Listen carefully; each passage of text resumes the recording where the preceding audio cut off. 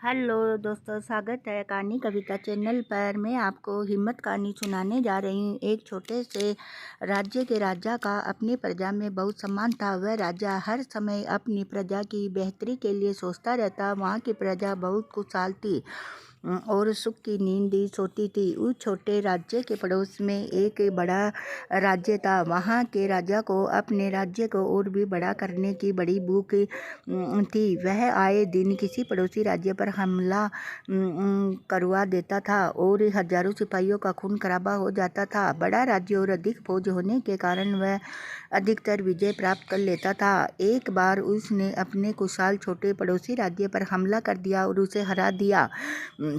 वहाँ का राजा बहुत दुखी हुआ। उसने तो अपना सारा समय राज्य को खुशहाल और उन्नत बनाने में लगाया था।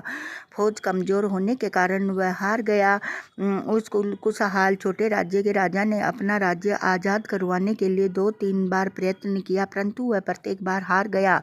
बड़े राज्य का राजा उसे कैद करना चाहता था, परंतु राजा की जनता उसके साथ थी, इसीलिए वह उसे कैद होने से बचा लेती थी। एक बार बड़े राज्य के राजा ने उसे पकड़ने का पूरा यत्न किया, इसीलिए छोटे राज्य के राजा को शहर से भगाकर किसी गुफा में शरण लेनी पड़ी। गुफा में आकर वह बहुत निराश हो गया।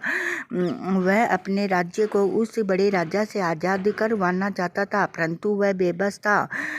वह अभी सोच में ही था कि उसकी नज़र गुफा के किनारे पर एक पतले से धागे के साथ लटकती हुई मकड़ी पर पड़ी। वह जब भी अपनी जाल में पहुंचने का यत्न करती, हर बार गिर जाती। मकड़ी ने हिम्मत नहीं हारी। उसने अपने जाल में पहुंचने का प्रयत्न जारी रखा। गुफा में निराश बैठे राजा ने मकड़ी की तरफ देख अपने आप को हौसला दिया।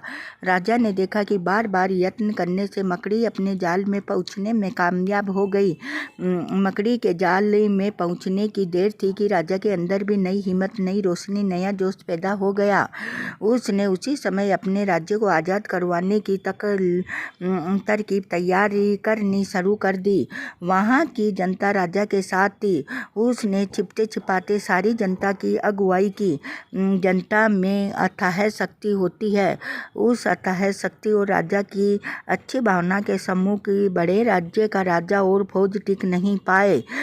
छोटे राज्य का राजा अपने राज्य को आज़ाद करवाने में सफल हो गया।